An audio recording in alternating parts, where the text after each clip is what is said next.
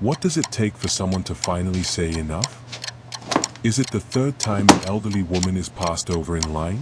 The fourth You have to tell dismissive me what you comment? saw. The moment We when can't her help you hands if you don't tell tremble us slightly everything. as she I clutches can't. documents that should They'll have been find enough me. an hour ago? Martha Williams doesn't know that today, her quiet humiliation is being watched. She doesn't know that the man in the baseball cap has pulled out his phone, not to scroll, but to document. She doesn't know his jaw is clenched tighter with each passing minute. She doesn't know who he is. But in 60 seconds, everyone in this bank will. The question isn't what happens when a need Hollywood everyone action to star listen to witnesses me. injustice. The question is, why did it take a celebrity for anyone to care? This is the story of the everyone moment to everything listen to me. changed. The morning light spilled across the quiet street as Martha Williams adjusted the strap of her worn leather handbag and stepped out of the taxi. Her movements were slow but steady, measured with the kind of grace that comes from years of self-discipline. At 78, she refused to be hurried by anyone or anything. She glanced up at the familiar stone facade of Haven Trust Bank, its polished glass doors gleaming like a promise. She had walked through them hundreds of times in her life, paying bills, depositing checks, opening savings accounts for her student scholarship drives. It was almost comforting, the way the building hadn't changed much. Inside, though, she was about to learn that people had. Martha smoothed the front of her lavender blouse, the same one she'd worn to her husband Harold's retirement party decades ago. In her other hand, she carried his old black briefcase, scuffed at the edges, brass clasp polished to a dull shine. Inside were neatly labeled envelopes, copies of statements, and the small notebook where she tracked every cent. The discrepancy was simple, a missing pension deposit. It should have been fixed with a smile and a signature. She pushed open the glass doors and stepped into the cool air-conditioned lobby. The scent of disinfectant and printer toner mingled in the air. Behind the counters, young tellers tapped away on keyboards, eyes fixed on their screens. Martha smiled politely at one of them. "Good morning, dear. I'm here to speak with someone about an issue with my account." The teller, barely out of college, by the look of her, gave a tight smile. "You'll need to see the branch manager. Please have a seat, he'll be with you shortly." Martha nodded and moved to a waiting chair. She set her briefcase on her lap, smoothing her skirt. The lobby wasn't busy, only 2 other customers filled out forms at the counter. She waited patiently, humming under her breath the tune of a hymn she used to teach her 3rd graders. Minutes passed. Then half an hour. She shifted slightly, feeling her knees stiffen. When the door to the manager's office finally opened, out stepped a tall man in a dark suit. His nameplate read G. Richards, branch manager. He couldn't have been more than 35. He offered a perfunctory smile to a young couple he'd just helped, then turned to Martha. "Yes?" His tone was clipped, polite but detached. "I'm Martha Williams," she said, standing. "I've been a customer here for more than 40 years. I believe there's a small error in my account." He raised a hand. "Let's take a look. Do you have ID?" "Of course." She handed him her driver's license, still proud of the photo taken on her 75th birthday. He squinted at it, then at her. "Him. We'll need a second form of identification." "Oh, certainly." She reached into the briefcase, retrieving her Medicare card. "Here you are." He accepted it without acknowledgement, typing something into his computer. His expression shifted, something like impatience flickered behind his eyes. "This address, has it been updated recently?" "It's the same one I've lived at for 32 years. "Right." He sighed through his nose. "We'll have to verify some things. Please take a seat again, this might take a while." Martha blinked. "Oh, all right." She sat back down, folding her hands. Another 20 minutes passed. One by one, newer customers came in and were served. A young man with a phone in his ear, a woman in gym clothes, each greeted warmly, efficiently. The same teller who had checked her and kept glancing Martha's way but said nothing. The clock on the wall ticked past noon. Martha's throat tightened with a quiet mix of embarrassment and disbelief. She'd once taught generations of children from this very neighborhood, children who grew into bankers, lawyers, even a mayor. Yet now she felt invisible. She opened her notebook and checked her notes again. The missing amount was clear as day. Maybe she should have asked for help earlier. Maybe she was being silly, taking up time. No. She squared her shoulders. She had every right to be here. Across the lobby, the doors opened again, and a man in a gray hoodie and baseball cap walked in. His presence was casual but somehow commanding. A few people glanced up instinctively. There was something familiar about him, something in the way he moved, relaxed but powerful. He joined the line quietly, phone in hand, waiting his turn. Martha barely noticed him at first. She was too focused on the sound of the manager's voice drifting from his office, laughing now, warm and attentive, to someone else he was helping. Her patience began to fray. When he finally emerged again, she stood up. "Excuse me, Mr. Richards. I believe I've been waiting for over an hour now." He looked at her as if surprised she was still there. "Yes, Mrs. Williams, was it? We're still verifying your identity. You understand, of course, we have procedures." "Procedures that take longer for some people than others?" she asked softly. His brow furrowed.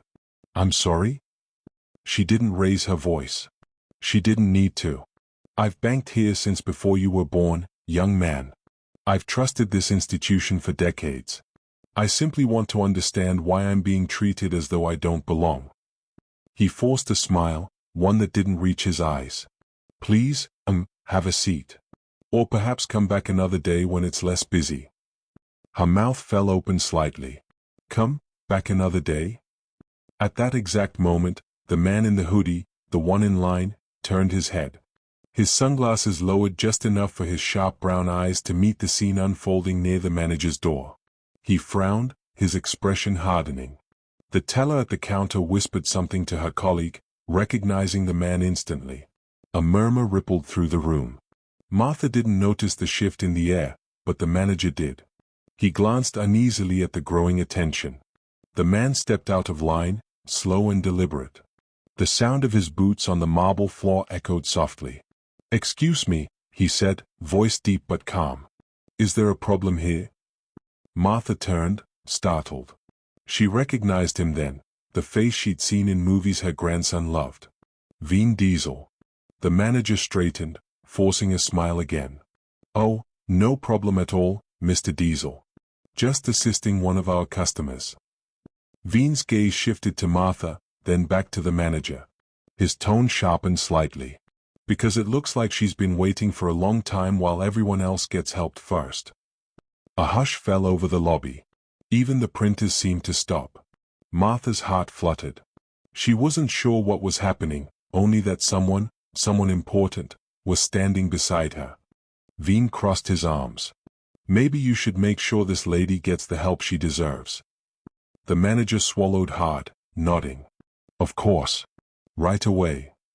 Martha blinked, unsure what to say. She clutched her briefcase tightly, emotion swelling in her chest, not from the missing deposit, but from the rare and unexpected feeling of being seen. And as Veen Diesel took the seat next to her, offering a quiet reassuring smile, she realized this simple errand had just become something else entirely. Something bigger. The lobby holds its breath. The bank manager disappears into his office, visibly rattled. Martha looks at Veen, unsure whether to thank him or warn him off, but is already watching the glass doors, as if expecting something more to unfold. The day that began with a simple errand is no longer simple at all. Martha adjusted herself in the stiff lobby chair, her knees aching from sitting too long. The clock above the counter ticked with exaggerated slowness, each second louder than the last. She had arrived before most of the morning crowd, yet she'd watched at least 6 people come and go while she remained unseen. The tellers smiled brightly for everyone else, offering coffee, light conversation, but their eyes slid past her as if she were part of the furniture. At the center of it all stood Derek Thompson, the new branch manager. His navy suit fit too sharply for comfort, his watch gleamed, and his smile was the kind that came and went depending on who was watching. When Martha approached the counter again, briefcase in hand, he glanced up without warmth. "Mrs. Williams," he said, drawing out her name as though it were a minor inconvenience, "I told you we're still verifying some details." It shouldn't be long. I understand, Martha replied gently. But it's been nearly an hour and a half. My pension deposit. He cut her off with a chuckle that wasn't kind. These systems can be confusing, especially with older accounts. Maybe one of your family members could assist next time. The word stung like a slap. Her family. She had managed her own finances for 40 years, balanced budgets tighter than his tie. Confusing? No, what was confusing was why courtesy had suddenly become optional. She inhaled slowly through her nose, her teacher's poise returning like muscle memory. Young man, she said softly, I am quite capable of understanding my own account. I only need you to do your job. A faint flush rose in his cheeks, but his tone turned colder. Please take a seat. We'll call you when we can. She did. What else could she do? From her chair, she watched him move with brisk cheer toward a businessman who had just entered. The man received a handshake, a laugh, and immediate attention. Martha's stomach tightened. She wasn't angry, she was disappointed. This bank, this place she had trusted for decades, had changed. The marble floors gleamed, but the respect had dulled. Minutes bled into another half-hour. The air felt heavy with unspoken judgment. She could feel eyes on her, a security guard's cautious glance, the teller's forced smile that didn't reach her eyes. Martha pressed her lips together, blinking back the sudden sting of tears. Not here, she whispered to herself. Not in front of them. And just as she reached for her briefcase again, ready to stand and leave, the doors to the bank opened. A low murmur rippled through the lobby, an energy shift, like wind before a storm. She looked up. A tall man in a hoodie and cap stepped inside, the sunlight haloing his silhouette. He moved with quiet confidence, scanning the room. For a brief second, his gaze landed on her, calm, steady, and unflinching. Martha didn't know it yet, but her long wait was about to end in a way she'd never imagined.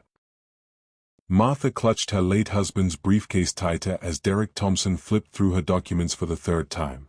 His polished nails tapped the papers with exaggerated scrutiny, the sound sharp and dismissive. These copies, he said, squinting as though reading invisible ink, don't appear to match the updated format. They're the originals, Martha replied softly, steady but tired. The same ones your previous manager used to verify my pension every year. He gave a short, hollow laugh. Yes, well, perhaps your previous manager was more lenient. We follow proper protocol now. The word stung. Lenient? As if helping an elderly woman understand her own account was some act of charity instead of basic decency. I assure you, she said, carefully, everything you need is there. My identification, my statements, my deposit slips. Nothing is missing. Derek clicked his tongue. Mrs. Williams, let's not get defensive. We just need to be thorough. Sometimes seniors forget which documents they've brought. A few heads turned. The word seniors forget hung in the air like a cruel whisper. Martha's cheeks flushed. I haven't forgotten a thing, she said, her voice firmer now. I was a teacher for 40 years. Organization is second nature to me. He smiled condescendingly, not meeting her eyes. Of course. But still, perhaps it's best you come back when you're better prepared. The sentence hit her like a shove. Better prepared. Her breath caught. She stared at him, struggling to process how easily he dismissed her, as though her time, her loyalty, her dignity meant nothing. Across the lobby, a mother filling out forms glanced up, frowning. A young man in a business suit lowered his phone. The tension began to thicken, invisible but palpable. Martha felt the weight of every eye, every silent witness, and for the first time, she wanted to disappear. I've been waiting nearly 2 hours, she whispered. I've given you everything you asked for. Yes, Derek said curtly, but I can't proceed without verification from our system. If that's too confusing for you, maybe a relative could. Enough. Her voice cut through the lobby, clear, trembling, but strong. You don't get to talk to me like that. Her heart pounded. She could feel years of quiet composure, decades of patience, pressing against her chest like a dam about to break.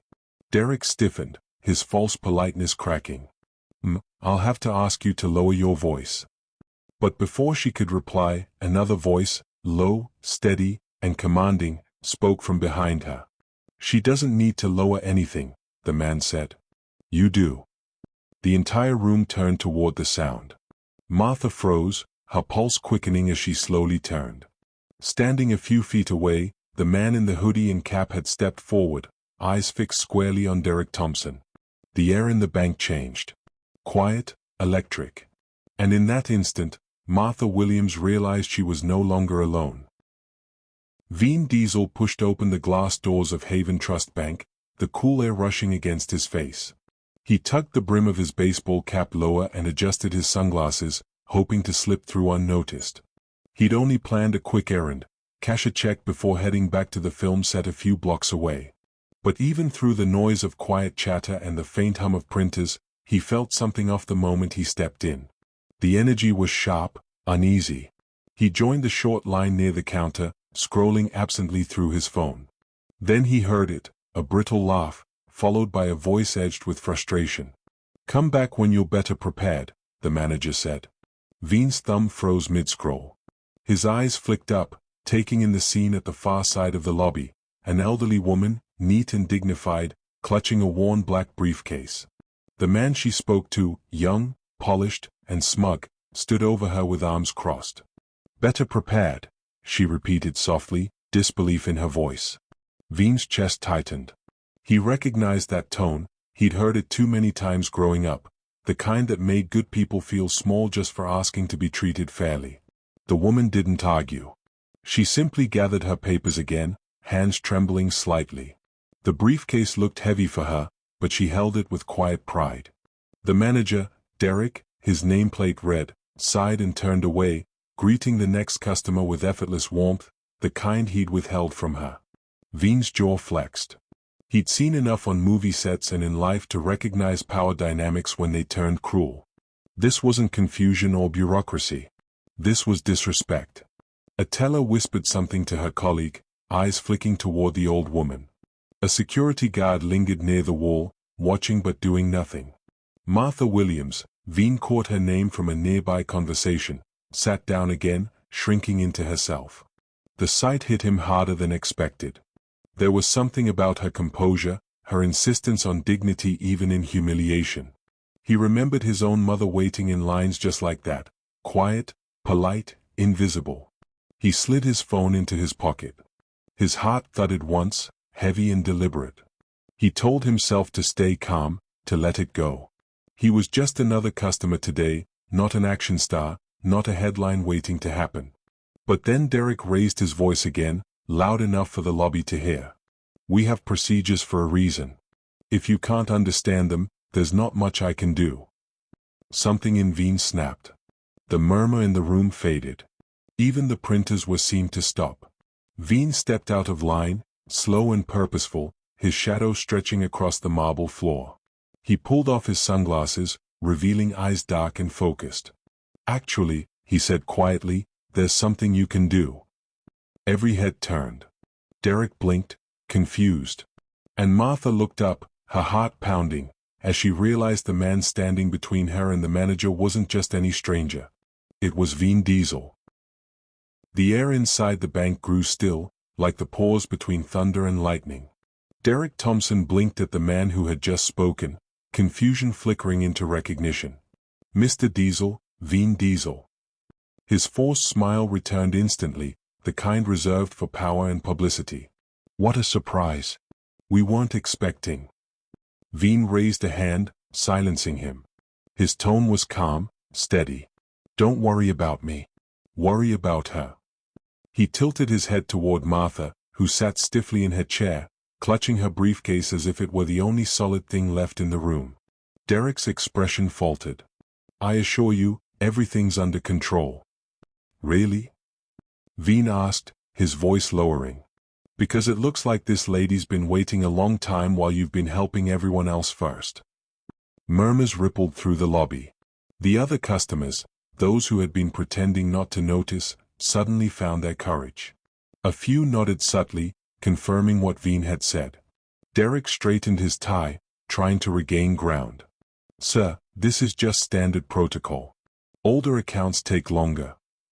Older accounts, Veen repeated, cutting him off gently. Or older people. The question landed like a spark in dry grass. Derek's jaw tightened. That's not what I meant.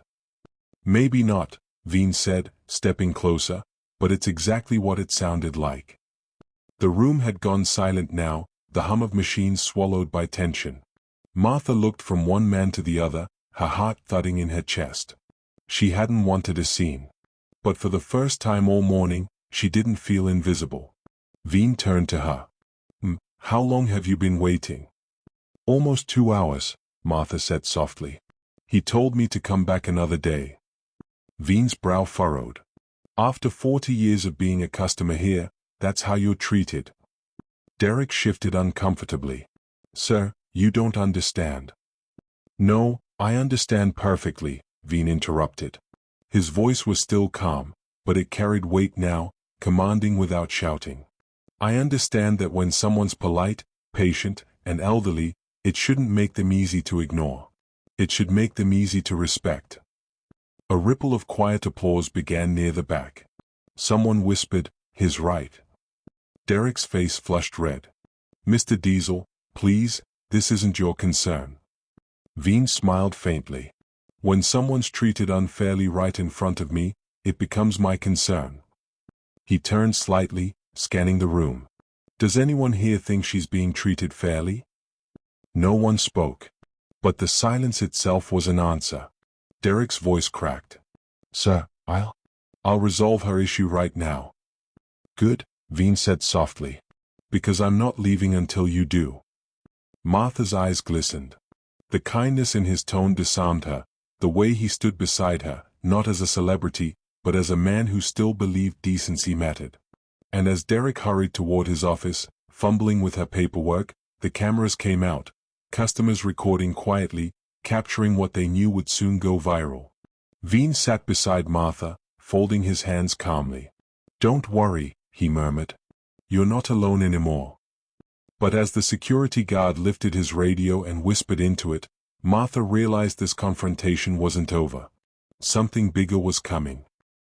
Derek's composure was cracking. A bead of sweat traced the edge of his temple as he fumbled through Martha's paperwork. The silence in the lobby pressed down like heavy air before a storm. Veen Diesel stood just a few feet away, arms folded, expression steady but unyielding. The kind of calm that made people nervous.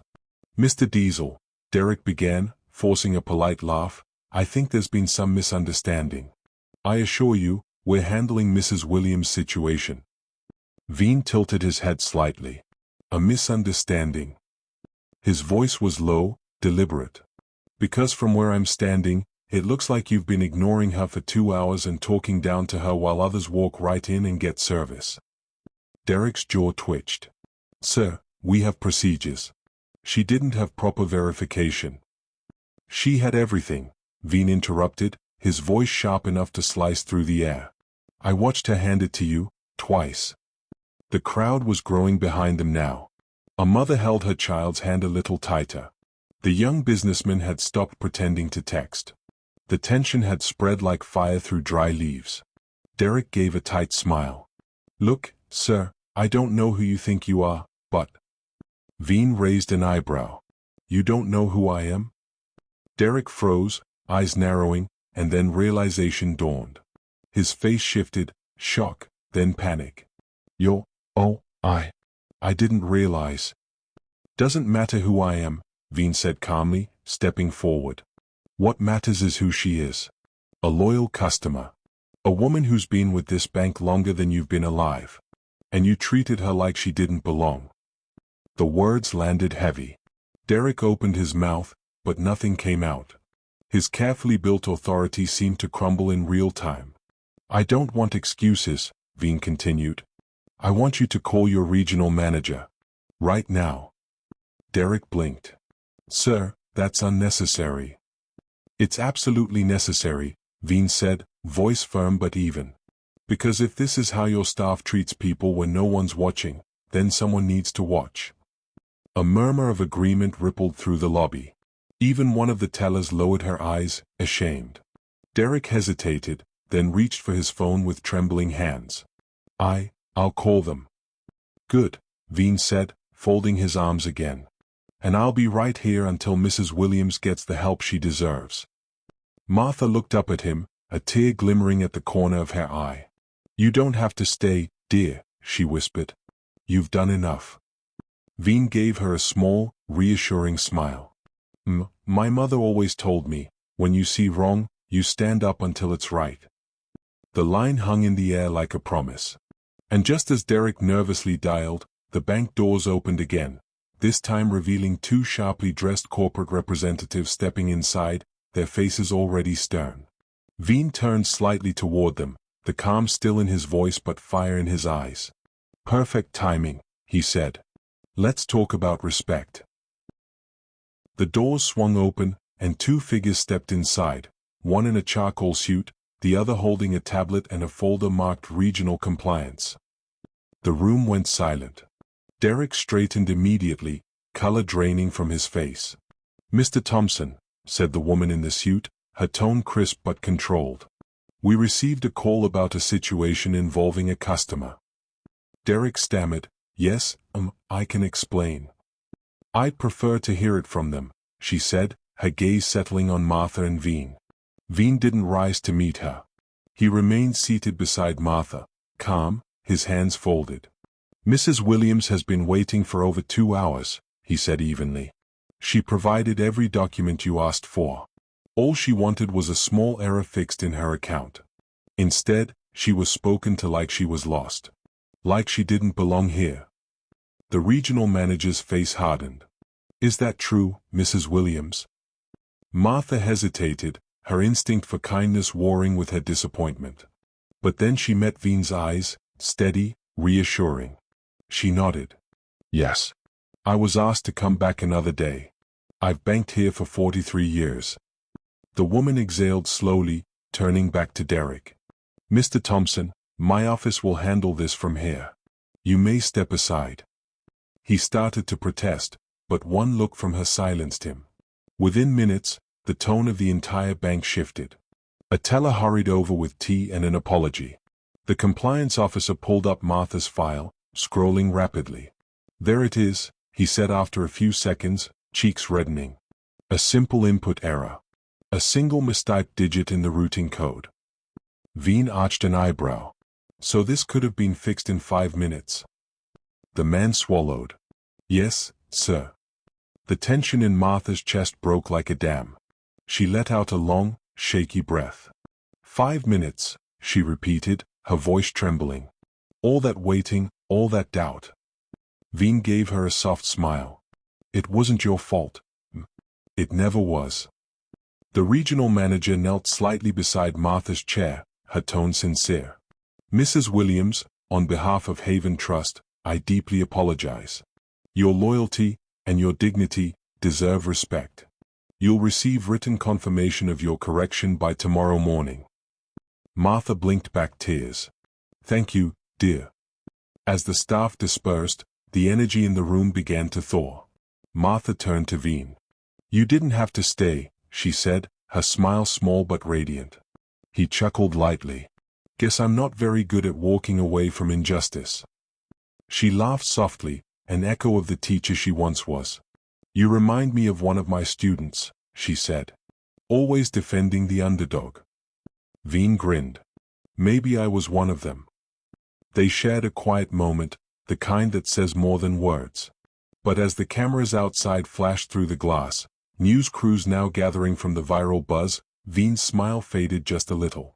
He glanced toward the doors, sensing what was coming next. Looks like this isn't staying private anymore, he murmured. The afternoon sun spilled through the cafe windows, soft and golden. Martha cupped the warm mug between her hands, the scent of freshly brewed coffee wrapping around her like a familiar comfort. After hours in that cold, sterile bank, this small cafe felt like sunlight after a storm. Across from her sat Veen Diesel, still in his hoodie and cap, though the disguise now felt unnecessary. People stole glances, whispering behind their cups, but neither of them paid much attention. For the first time that day, the tension had faded, replaced by something quieter, more human. "You didn't have to do all that for me," Martha said softly. Her voice still carried a teacher's calm authority, but there was gentleness in it now. "You probably had a busy day." Veen smiled faintly. "I did. But sometimes, the universe schedules something more important." She chuckled. "You talk like one of my old students trying to get out of detention." He laughed, a low, genuine sound. "Guilty. My grandmother used to say that, too. She raised me after my parents split. Taught me that strength doesn't mean being loud. It means standing up quietly when no one else will." Martha's eyes softened. "She sounds like a wonderful woman." "She was," Veen said, his gaze drifting toward the window. "She used to sit in banks like that, too. Waiting for people who never really saw her. I used to hate watching it." Martha nodded slowly, understanding in her eyes. "I used to tell my students that respect isn't a gift you earn. It's something you give, simply because another person breathes the same air you do." Veen looked at her, admiration flickering in his expression. "You should have been my teacher." She smiled. "Maybe I still am, in some small way." The silence that followed wasn't empty. It was full of mutual respect, of two lives from different worlds finding common ground in simple kindness. Outside, the city buzzed on.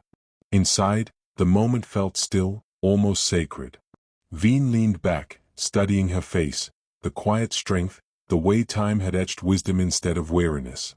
"You remind me why I started acting," he said. "To tell stories about people like you. The ones who keep showing up, even when the world stops paying attention." Martha blinked, touched. "Then tell this one right," she whispered. "Not for me, but for everyone who's ever been told to come back another day." He nodded slowly. "Deal." They both laughed softly, the sound light and freeing. For a brief second, the world outside didn't matter, just two souls, two coffees, and a new friendship quietly beginning. But as Veen's phone buzzed on the table, his smile faltered. A message flashed across the screen: "News alert, actor Veen Diesel defends elderly woman at local bank, goes viral." Martha saw his expression shift. "Is everything all right?" He hesitated, eyes meeting hers. "It's starting," he said quietly. The world had found their story. 3 weeks later, the red carpet shimmered under the glow of flashbulbs and camera lights. Reporters called out names, fans cheered behind velvet ropes, and the evening buzzed with Hollywood glamour. Yet, among all the sequins and designer suits, the crowd's attention shifted toward a small, graceful figure stepping out of a black car, Martha Williams. She adjusted her shawl and smiled shyly as Vin Diesel extended his hand to help her onto the carpet. Cameras erupted in applause like flashes. The world knew who she was now, not because of fame, but because of character. "You didn't have to invite me to this," she whispered, leaning closer as they walked toward the theater entrance. Veen grinned. "I told you, this story started with you. Tonight wouldn't mean much without you here." Martha laughed softly. "You actors always know what to say." Inside, the lights dimmed and the movie began, one of Veen's latest action films, full of explosions, fast cars, and heroics. But when the credits rolled, there was a short clip that made Martha's eyes glisten. A dedication appeared on screen. "For the real heroes, those who stand up when others look away." She turned toward him, speechless. Veen simply smiled and gave her hand a gentle squeeze. Afterward, they sat together in the quiet VIP lounge, away from the noise and cameras. Martha sipped her tea, Veen leaned back, looking at her with genuine affection. "I've been thinking," she said, her voice thoughtful. "Maybe it's my turn to do some standing up too." Veen raised a brow. "What do you mean?" "I've joined a local group," she said. "We're helping seniors learn how to speak up when they're mistreated, teaching them to use technology, to know their rights. Nothing fancy. But it feels right." Veen's smile deepened. "That's incredible, Mrs. Williams." She chuckled. "Martha, please. You've earned it." He nodded. "Then Martha, you're doing what real heroes do. You're making sure no one else has to go through what you did." They sat quietly after that, both looking out at the skyline. For Veen, it wasn't about celebrity anymore. For Martha, it wasn't about justice, it was about purpose. Two lives that had crossed by chance now moved forward, changed for good. As the night faded, Martha stood, wrapping her shawl. "You know," she said, "it's strange how one bad day can turn into a new beginning." Veen smiled, rising beside her. "Or how one small act can change a world that's forgotten its manners." She laughed softly. "Let's hope it remembers." Outside, the city lights stretched like constellations, reminders that even small sparks can light dark skies.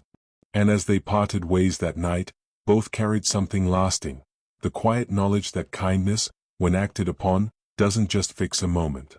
It starts a movement. In a world that often rewards power and speed, it takes courage to slow down, to notice, to speak up, to care. Respect costs nothing, but it changes everything.